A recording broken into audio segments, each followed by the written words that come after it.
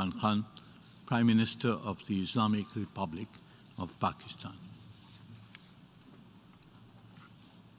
Bismillah ar-Rahman ar-Rahim. President of the General Assembly, Mr. Volkan Bozkir, Distinguished Secretary General, Excellencies, ladies and gentlemen. I would like to thank His Excellency President Aliyev of Azerbaijan, Chairman of the Non-Aligned Movement, for proposing this special session. The COVID-19 pandemic is the most serious global crisis since the Second World War. The virus has infected nearly 65 million people and killed, sadly, close to 1.5 million. And hopefully, whenever the vaccine is available, it must be offered to everyone. The pandemic has caused immense human suffering and the deepest global economic contraction since the Great Depression of 1930s. The poorest countries and the poor in all the countries are suffering the most. Nearly 100 million people in developing countries will fall back into extreme poverty. Rich countries have injected $13 trillion as fiscal stimulus to revive their economies. On the other hand, developing countries just do not have the resources to afford such a massive economic stimulus. They are struggling to find even a fraction of the 2 to 3 trillion they require to recover from the pandemic. In Pakistan, we had a successful policy of smart lockdowns. Our efforts were aimed at ensuring that not only do we save people from the virus, but also prevent them from dying from hunger. We provided a relief package of around $8 billion, which was almost 3% of our GDP, to support the poor and to keep the economy afloat at the same time. And as I said, so far our strategy has worked.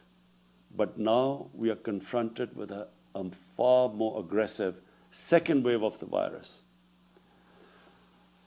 We are facing now the challenge of maintaining and reviving our economic growth, as well as dealing with increasing number of cases which are occupying our hospital beds. The IMF Managing Director had advised countries to spend as much as it is required to stimulate growth. But like many developing countries, Pakistan is committed under our IMF program to reduce the budget deficit. And I'm sure other developing countries in our position are facing a similar dilemma. How do you stimulate the economy and yet at the same time reduce your budget deficit? The only way we can have the fiscal space to maintain and revive growth is through access to additional liquidity. Last April, I called for a global initiative on debt relief. We are grateful for the debt suspension announced by G20 in May and its subsequent extension till June next year. We also appreciate the rapid lending facilities activated by IMF and the World Bank. Yet the amounts generated so far are not even close to the needs of the developing countries to recover from the impact of the pandemic. As far as I know, 5 developing countries have already defaulted on their debt, and it seems others are about to follow. Several nations faced with large debt repayments and at the same time lost revenues are on the brink of economic collapse. There are disturbing reports from the World Food Programme of possible famines in some parts of the world.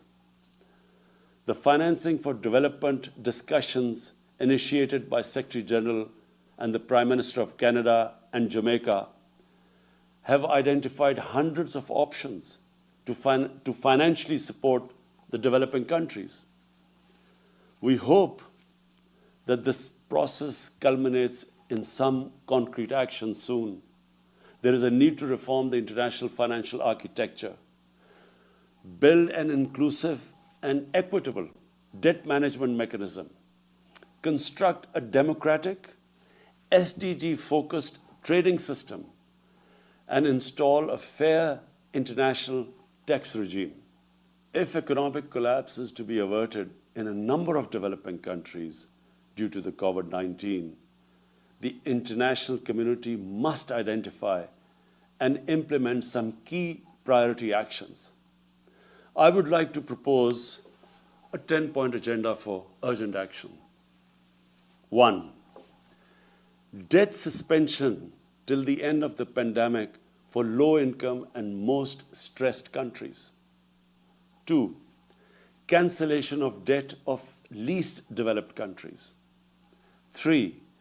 Restructuring of the public sector debt of other developing countries under an agreed inclusive multilateral framework. 4. A general allocation of special drawing rights of $500 billion. 5.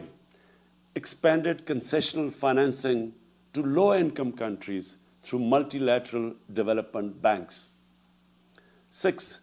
Creation of a new liquidity and sustainability facility, which should provide short-term loans at low costs. 7. Fulfillment of the 0.7% official development assistance commitments. 8. Mobilizing the required 1.5 trillion annual investment in sustainable infrastructure. 9. Achievement of the agreed target of mobilizing $100 billion per year for climate action in developing countries. And 10. Immediate action to stop the massive illicit financial outflows from developing countries to rich countries, to offshore tax havens. And at the same time, there should be an immediate return of their assets stolen by corrupt politicians and criminals back to these countries. This one action, I assure you, Mr. President, this one action would benefit the poor countries more than all other measures put together. Excellencies, everyone agrees that there has to be a collective response to recover from the COVID crisis, and at the same time achieve sustainable development goals and implement targets set by the Paris Agreements. Excellencies, the UN Charter's concept of collective security embraces collective economic security. Without economic security, conflicts and disputes will persist and proliferate across the world. Guided by the principles of this Charter, we must all work collectively for an inclusive, stable, and sustainable economic, social, and political order. I thank you.